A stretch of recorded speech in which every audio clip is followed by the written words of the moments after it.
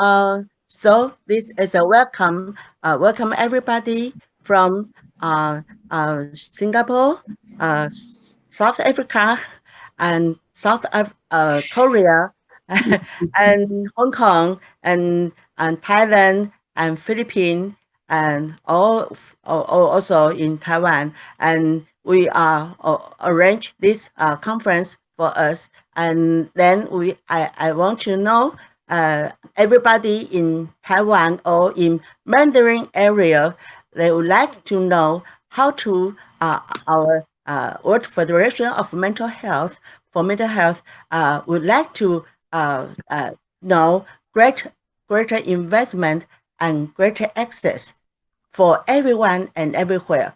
And now this is very important for us, especially after COVID-19. In the COVID-19 is out for us. Then so this time, shall we welcome everybody come here, and I think it's a good platform for us to exchange our experience and our every country how they do in mental health promotion and prevention and treatment or rehabilitation. And especially now in Taiwan is long-term care for our psychiatry disease, mental illness.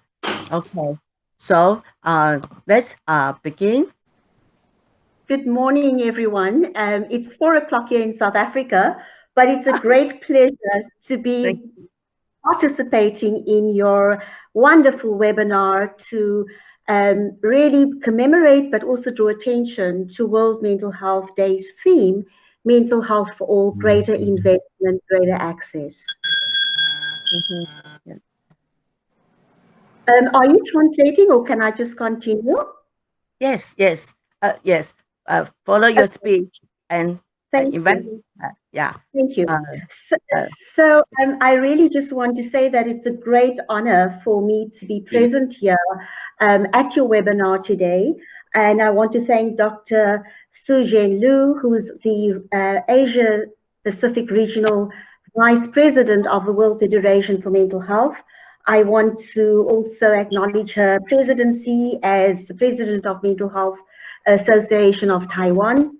I also really just want to acknowledge in the presence Deborah Wan, who is a past president of the World Federation for Mental Health, and including Professor Chang, who is a past board member, but also the former president of the Mental Health Association of Taiwan, and then Paul Schpo, who's also a board member, and then delegates and honored and esteemed guests who are present today.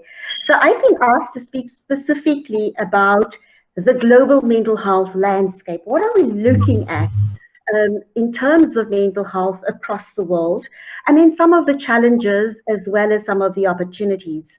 So if we look at the global landscape, mental health landscape pre-COVID-19, it looks pretty grim, because close to 1 billion people across the world are living with a mental disorder.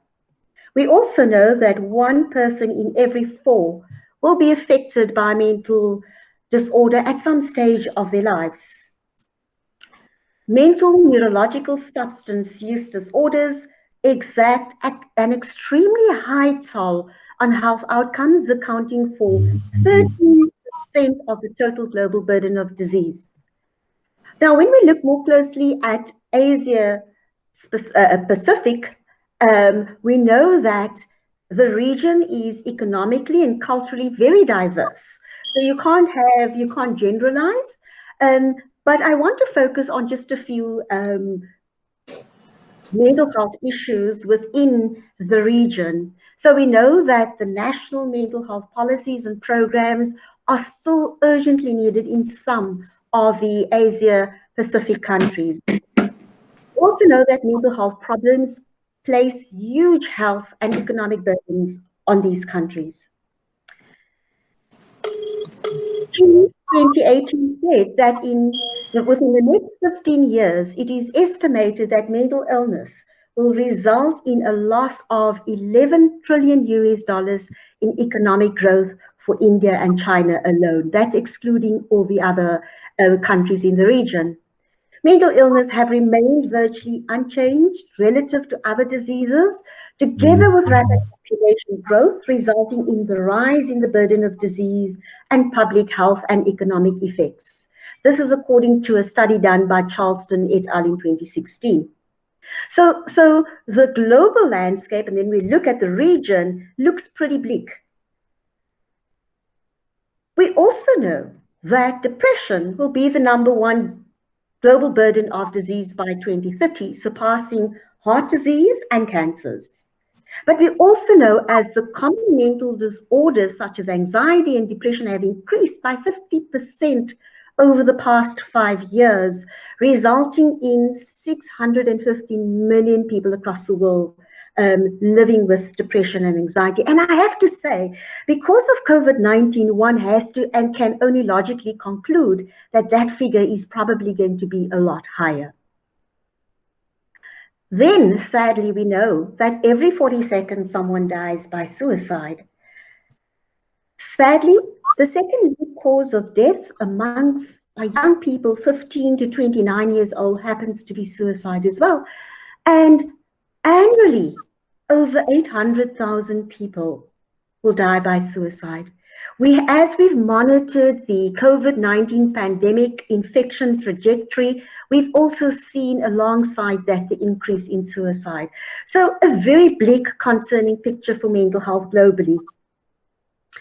So that was before COVID-19. Then came COVID-19, the pandemic, and it had quite a significant impact on mental health.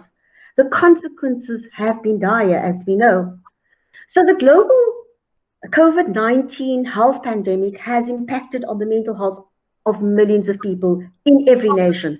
No one has been immune. And this virus not only impacts on the health outcomes, as we know, but it has its negative symbiotic relationship with mental health, compromising millions of people infected and affected. And then we know this pandemic has pushed to the forefront the social determinants of mental health. So we've seen poverty exposed. We've seen gender-based violence exposed. We've seen very sadly how there's been an increase in substance use disorders. And with the economic downturn, we've seen how productivity and income has been quite badly affected during this time. And obviously, these social determinants for mental health are very concerning. So therefore, it is no wonder that for World Mental Health Day, we have a very clear call. It's a clarion call. It's an urgent call. And we are calling for mass-scale investment in mental health. So some of the challenges that we face in the investment and access agenda across the world is represented by the fact that the treatment gap in mental health care is large. So in high-income countries, this is interesting, in high-income countries, 50% of persons with mental disorders have no access to care. More concerning, in low middle-income countries, 85 to 95% of people in lower and middle-income countries, ladies and gentlemen, have no access. There is something desperately wrong. We have this increase in mental health disorders. We have the increase in people affected by the COVID-19 pandemic. We see an increase in anxieties and depression, and yet we sit with this large treatment gap. Furthermore, we know one of the challenges we face in this treatment gap is that the approach to intervention remains very much a biomedical intervention. It remains a dominant treatment option. We also know that in this treatment gap, there is insufficient mental health human resources to address these large gaps. We also have an already overburdened public health sector under enormous pressure to cope with the large demands of not only the COVID-19 pandemic and other health conditions, but also the demand for mental health. Against this backdrop, we have a very fragmented approach and response to healthcare. specifically mental health care. And the lack of integration of COVID-19 and mental health emergency policy plans is of greater concern for us, because it means that while mental health sits on the boundaries and on the side of policies, it will never get the attention it deserves. And so we also find that the ailing economies will put more pressure on health budgets, and we have to guard against the fact that mental health remains a Cinderella. So in the recent World Health Organization-led studies, it is estimated that depression and anxiety disorders will cost this globe and the global economy up to $1 trillion each year because of low productivity. And we know that with COVID-19, we've seen mass unemployment or reduced incomes in families, and this is of a huge concern for us. One of the other challenges that we know is that when you look at health budgets, on average, globally, only 2% of the health budget is earmarked for mental health. That is very concerning. We will never begin to close these gaps which I've just presented with this low financial investment. But now, what are the opportunities against this very bleak background which I've just sketched? Well, the one thing COVID-19 has done, it has propelled mental health to the foreground. No longer is it them and us. Everyone, all of us, have been affected to some measure or degree. And in many countries, mental health has in fact been prioritized and been identified as an essential service during this health emergency. The opportunities that is presented to us, that we as mental health practitioners, activists, persons with lived experience have a very important role, and that is to advocate that we move and we transform the health system from a biomedical dominant approach to a biomedical psychosocial model for upscaling recovery orientated mental health interventions within communities. We also have the opportunity to ensure that non-specialists come alongside our specialists, mental health professionals, to ensure that we upscale. We do not have enough professionals, mental health professionals, to address these large treatment gaps. So non-specialists have become critical, including peer-led interventions to address these large treatment gaps. There's an opportunity for us for intersectoral greater collaboration and integration in our approaches to address mental health care. And so the pandemic creates an opportunity as well for us to shift, to reinvent and reorganize the way countries provide mental health care. With all the technologies at our disposal, even in poor countries, in my country, up to 98% of people who live in poverty have a cell phone. And so that can be used as a tool for innovating and ensuring that we can provide remote mental health services. So suddenly we have no more boundaries in terms of borders, physical borders. We can migrate our services in a very exciting and innovative way to address mental health gaps. So we can move from facility to homes. We can move from face-to-face counseling to virtual interventions. And most importantly, to retain contact, reduce isolation, and continue virtual interactions with beneficiaries and all who require mental health support, particularly during these times. And so, ladies and gentlemen, mental health is an investment. It is not an expense, and here is an opportunity for governments, because we know that for every dollar spent, there is a $4 return on health outcomes as well as productivity. So here's an opportunity for governments to invest more in mental health, because with that comes a health economic benefit for the country as well.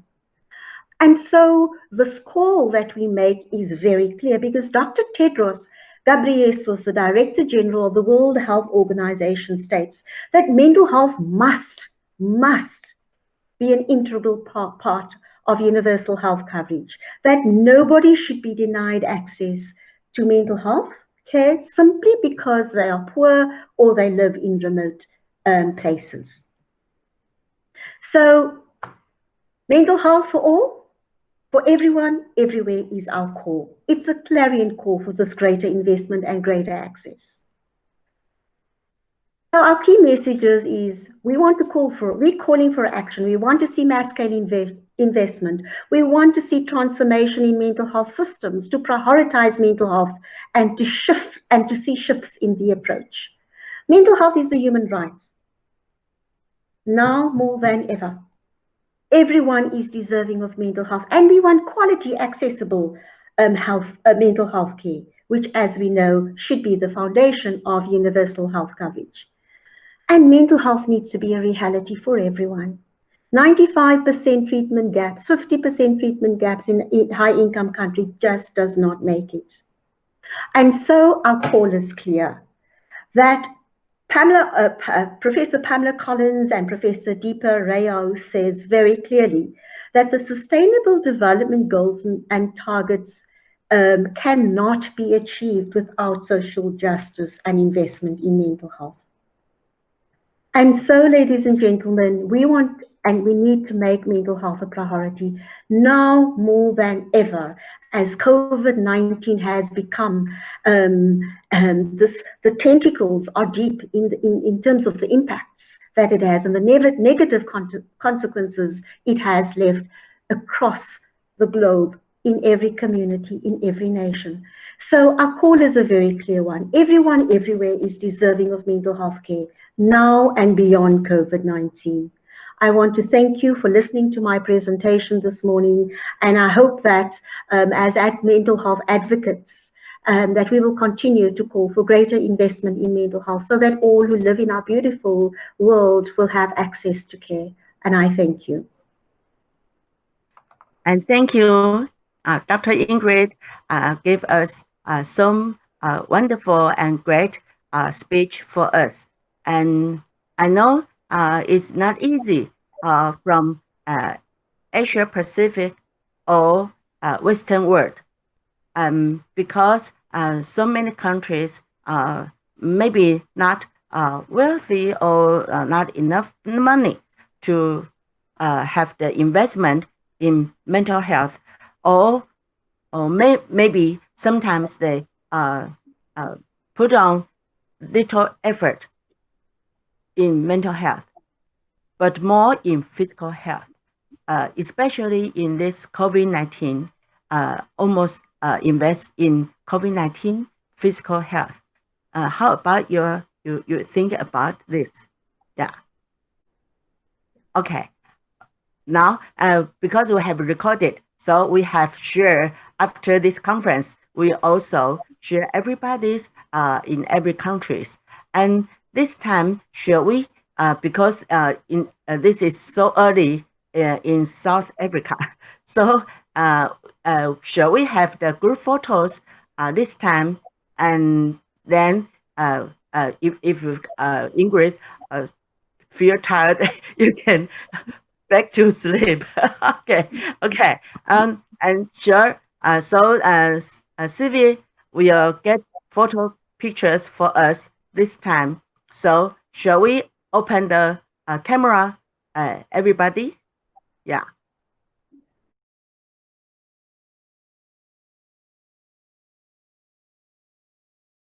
Okay. Thank you, everybody. Have the group photo for us, and we will put on in the Facebook, in our association and WFMH for FB, so we can see everybody's. And your presentation also put on the FB. So, okay. So this time, thank you, our President Ingrid Daniels, give us the opening remarks for greater investment and greater access for WFMH, for our all over the world, for everyone and everywhere. Then we go on the panel one. The first speech is Shushado. she will give us a recovery model in street resident hospital from Thailand. She is also the former board member in and vice president in WFMH. So shall we begin for our Sujato? Is Sujato is here? Can you hear my voice? Yeah. Sujata hasn't. She didn't online now. So can we just switch our the term to South Korea? From me, okay. Can you hear me? Yeah. Okay. So Sylvia, have we get the group photos already? Yeah. I already take the group photo. Yeah. Okay. Thank you. Then so this time sorry, we changed the schedule. We from South Korea and Miss Siko Sun. Yes. And she will present occupational therapy of mental health in South Korea. And I'm also the occupational therapist, so I would like to share your experience. Thank you. And Thank so, you. So can you see my slide? Okay. You're presenting to everyone. So can you see my slide now? Yes. Okay, thank you. So I'd like to, it's a very honor to present in front of you by this great chance to, through the online. So sometimes this kind of chance is coming through the COVID-19. So the bad thing can be make a good thing. I'm an occupational therapist and I'm working in Korea. And I'm working for the people with the developmental disabilities since last 22 years. In Korea, until 1995, we didn't have the mental health law in the government. So until then, many patients with a mental health problem are very, very severe situation in the different places. So we make the law and we changed and upgraded 2016 because still we don't, the law have a lack of regulation of the rehabilitation and welfare support. So even we changed some develop, but still remained many problems. For example, in the law by the government, there are mental health specialists, was only 3 specialists, including clinical psychologist and a mental health nurse and mental health social worker only. So until then, there is not OT was included in the law. And my next slide.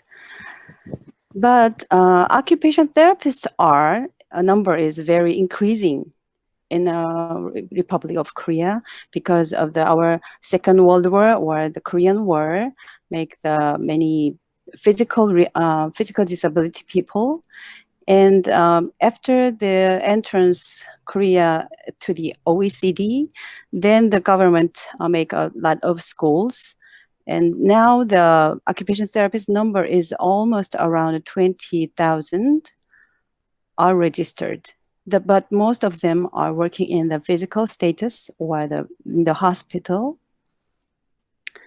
So now I'm introducing about the occupational therapy for mental health in Republic of Korea, because many problems arise because of the lack of law and lack of professional. So many people with mental problem have faced many struggling. Actually, the occupational therapists are working in the mental health in the national areas. In the National Mental Health Center or hospital, there is a 1 or 2 members are working and hired by the government.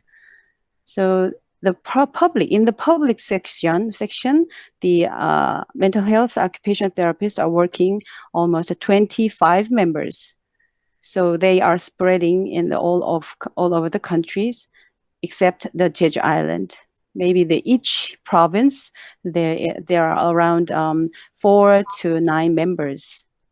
But in this data, the OT is working in the elder people or pediatric mental health system are not included here because they are not, because we didn't, our law is a very, very new, and we didn't have gathering data by the publicly. So under among all of occupational therapists population, around 26 OT people are hired by the government, but actually many OT is working in the mental health people in the private area in the community. It was from the welfare sector or very, very spreaded, so it is not investigated yet well. There was a very big problem in our law, because in the legal area, the article is written as the occupational therapy services will be provided, but in the mental area system, the occupational therapist is not included in the mental health profession. So the occupational therapy in the mental hospital is doing by other profession like a clinical psychologist or mental health nurse or mental health social worker or other caregivers. So the occupational therapists are used to do by some labor problem. So legal conflict make ethical conflict. So the Occupational Therapy Association and many members are, we did advocate work together with people with mental health issues, because they are not, even not a non-profession, but they are real people who have a good perspective about the mental health issue, and not as a patient, but as the people. So we did a mutual research together about the human rights in the who had a violence in the mental health hospitals. And another thing is we get many good help from the overseas, especially the Taiwan. The former Taiwan OT Union, Dr. Jones Zhang, invited by the medical doctor Lee Young-moon, because he is very impressed in the Taiwan's mental health care. So he invited, and he did participated our parliamentary debate, and it was very impressive. And Dr. Lee Young-moon now become the president of National Mental Health Care Center in this year. And another thing is World Federation of Occupational Therapists president sent an official letter for the people with mental disabilities for the Korean National Assembly. It was also very effective. Then in this year, March 2020, the mental health specialist in law, it was changed. And every national in the National Assembly, we did a vote, and the law was passed. So now a mental health specialist is included in occupational therapist, and now many patients in the mental health hospital will get the occupational therapy by the occupational therapist. And now the mental health occupational therapists are needed in this country, and we need more training and we need more research.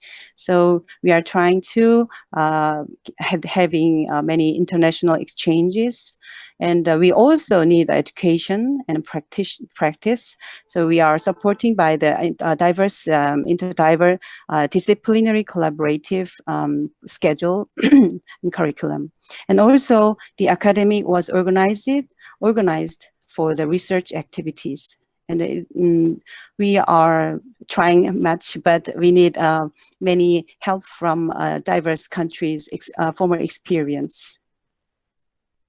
I'd like to introduce briefly about the COVID-19 situation in the Korea. Our infection responding is have a second wave. Now the second wave was quite well controlled now. So the each days the COVID-19 infected peoples are around 90. And for this COVID-19 infected support, our government supported the psychosocial support by the people who infected by the COVID-19, supported mental or supported specific places, such as living treatment center. So they are prevented to not only by the infection, but also do not isolate it or do not have a depressed. So it was well developed, but still Korea is famous, actually very, very high rate of the suicide rate, especially the adolescents and elder people. Suicide rate are very increasing. And now I faced some parents of the people with the developmental disabilities are suicide with their kids. So that accidents are happened. So this is a current investigation by the Korean Association of Occupational Therapists. We investigated around 15,000, around 1,000 people with parents of people with a developmental disability during this pandemic. So before we compare the before COVID-19, after COVID-19, we compare about their daily activities and their emotion and their regulations. And generally, the basic activities in-house was not changed much, but their sleeping and the physical activity outside or self-regulation and the communication was very, very different after the COVID-19 because the social services were closed and school were closed. So they only stay with their caregivers in home or inside. So now we are trying to open a social service in the safe way because of their health problem becomes arise from the they're in the daily living.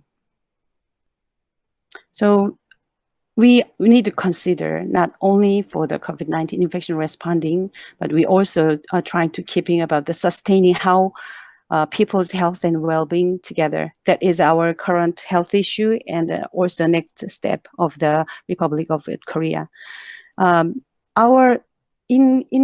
In Korea, actually, our healthcare service is very focusing on the infection control or mortality or morbidity control. But we need more well-being care, or we need more care about the people's who is in a vulnerable status. And also we need more good health professional, health workforce for the mental health, and also society's safe management. That is our next step. So now this is my presentation during the 10 minutes. Thank you for your attention.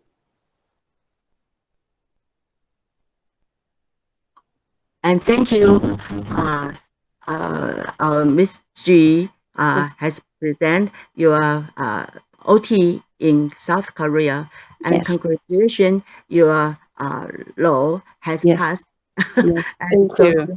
legislation Yes. for your license, and so then thank you. And any other want to feedback to Okay. This time, so I thank you again. Then next speech is from Thailand. Our Shushado will give us how the experience in Thailand. So please, Shushado. Yeah. Thank you. Then after the panel, we'll discuss it. Yeah.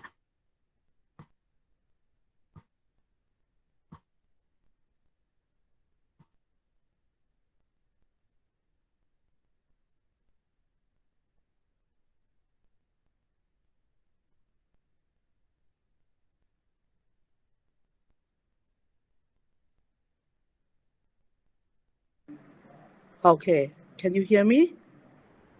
Hello? Hello, can you hear me? Yes, we can hear. We can hear. Okay, Hey, sorry. welcome. Yes.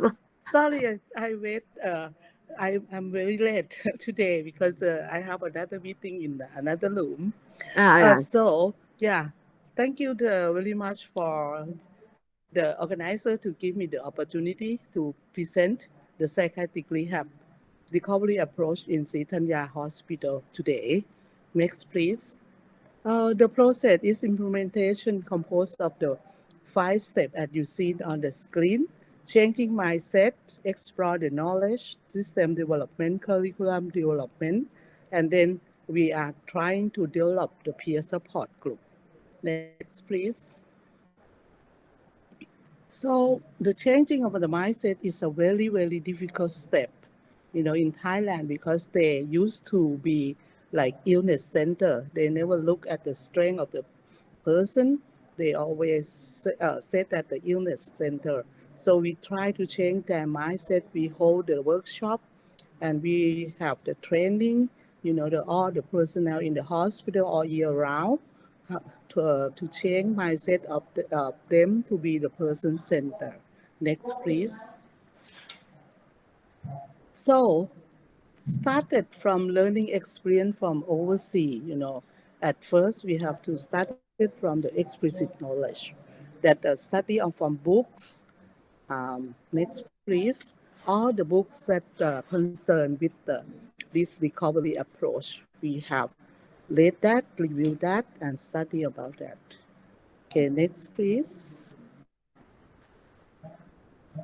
We also send our personnel to study visit in some area that have the excellent perform about the recovery model and attend some training and seminar workshop. This is the picture that when we visit Johor Bahru Hospital Permai in Johor Bahru, Malaysia.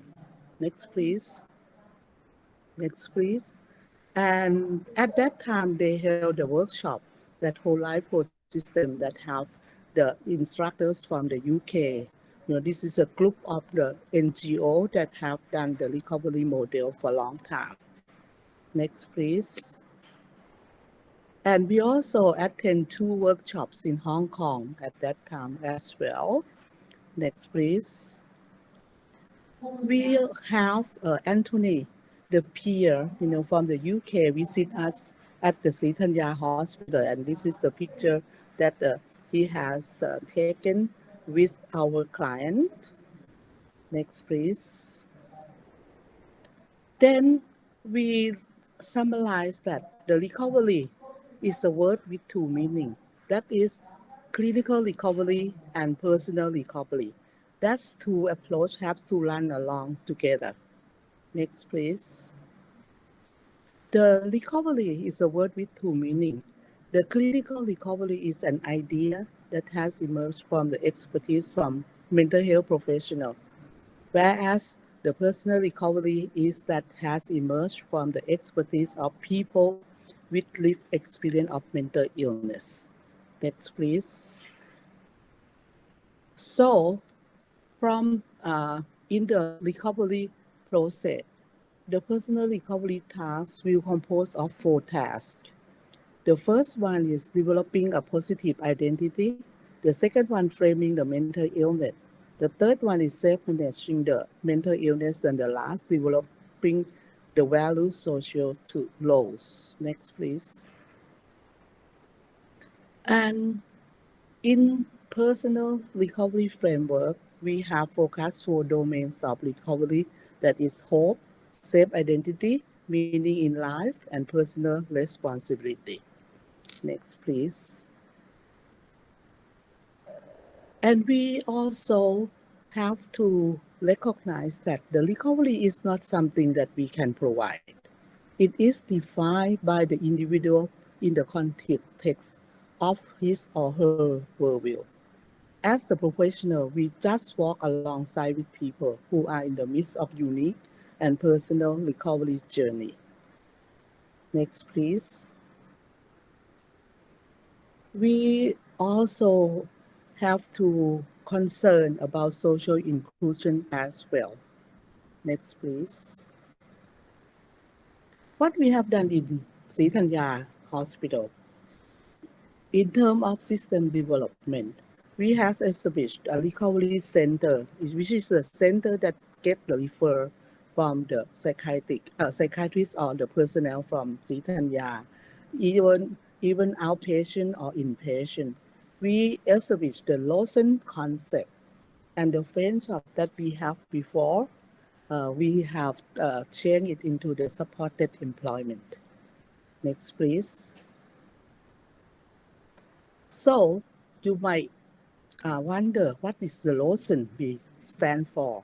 This is the initial of that. Respect, law, strength, empowerment, and network. That stands for Lawson approach in Sritanya Hospital. Next, please. Next, please. And at the same time, oh, sorry, the last, go back, please. Go back. Please go back one. Thank you. So the French shop used to be like the shelter workshop before. Right now, we turned it to be the social enterprise. And it has some coffee shop in there. We have laundry shop in there, and the souvenir shop, as well as the bakery shop in that. Next, please. And in terms of tool development, we have translated the mental health recovery star and the illness management recovery into Thai with the permission of the authorized.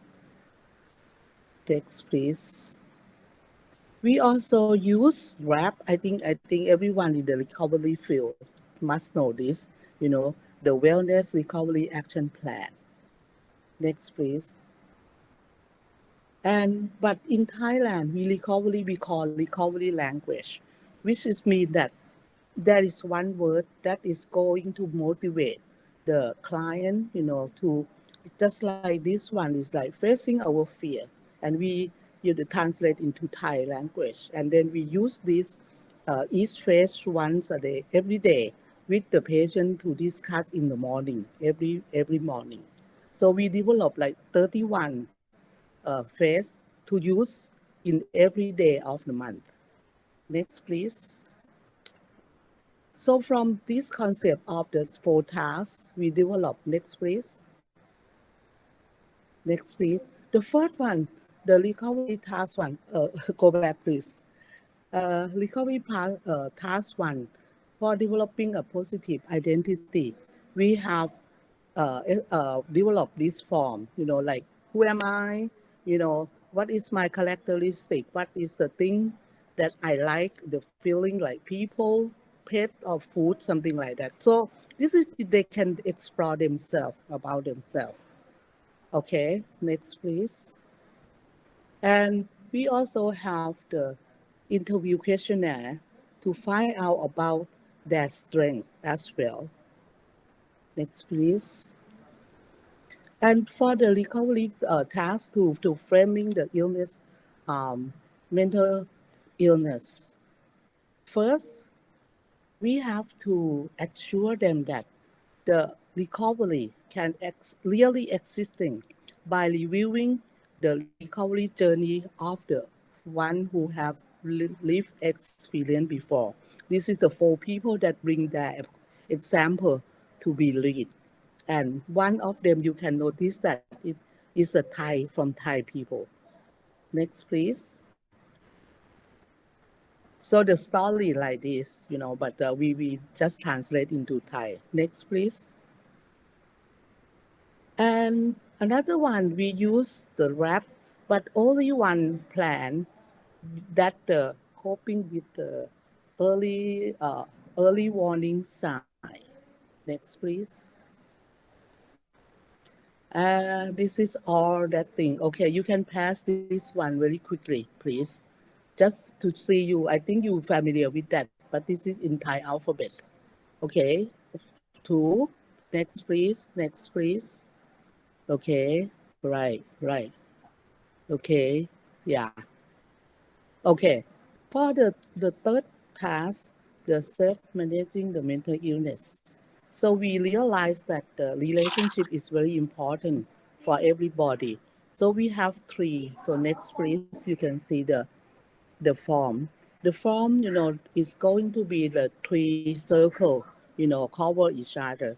The first one is yourself. The first circle is about your close friends. Second circle might be the family members or your one that not your close one. And the third one is the one that concerned with you, but not really like the close friend. So we ask them to fill, you know, the name of the people in each circle. Next, please. And the fourth one is developing the value social role. We let them recognize that we are very important to be the valuable, productive citizen of the nation.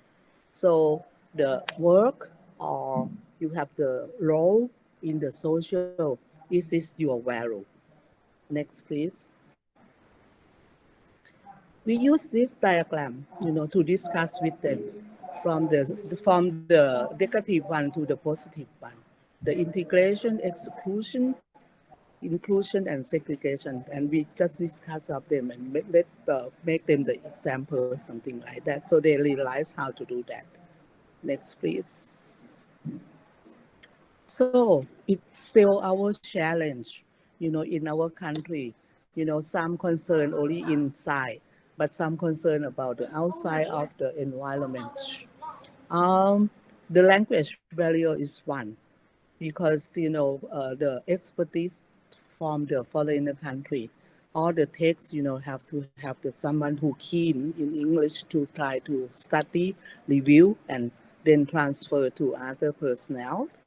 The system and structure involvement organization has been the main another obstacle, especially about the money to give to the people who training in the shelter workshop, and our KPI, that's it, and the workload to the professional.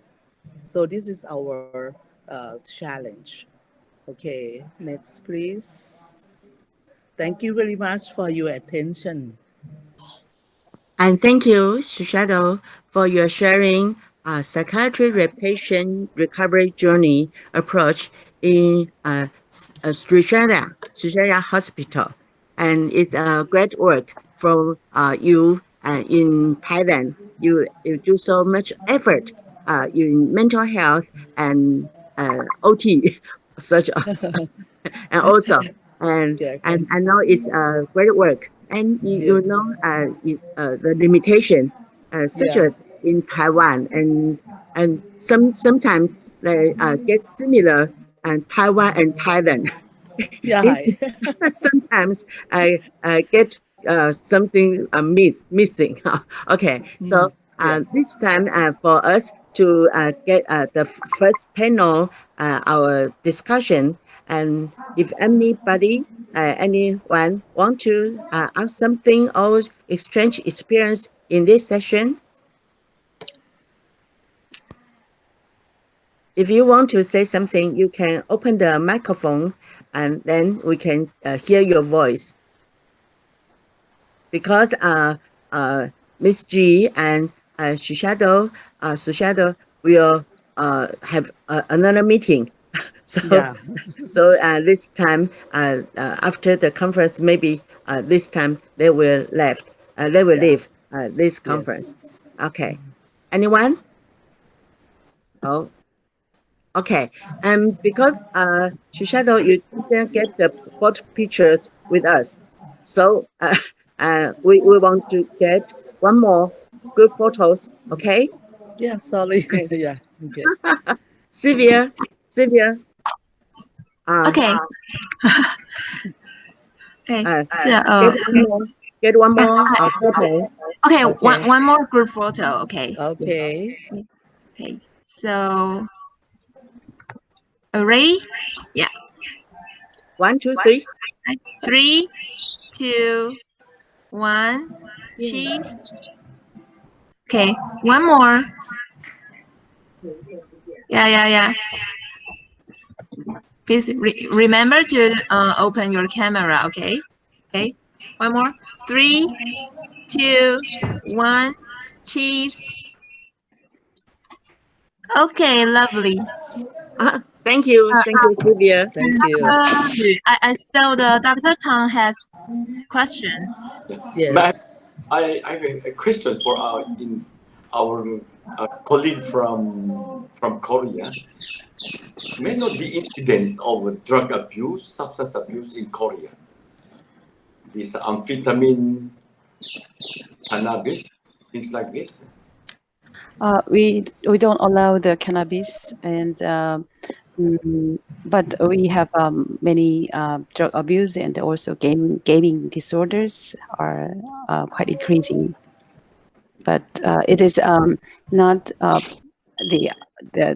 actually it's not my professional part, but the population is increasing, and our support system is very focusing on that. Good. Thank you. Thank you, Dr. Chen. Dr. Tan asked this question. How about others? So, okay. Thank you again, Miss G and Shushado. Okay.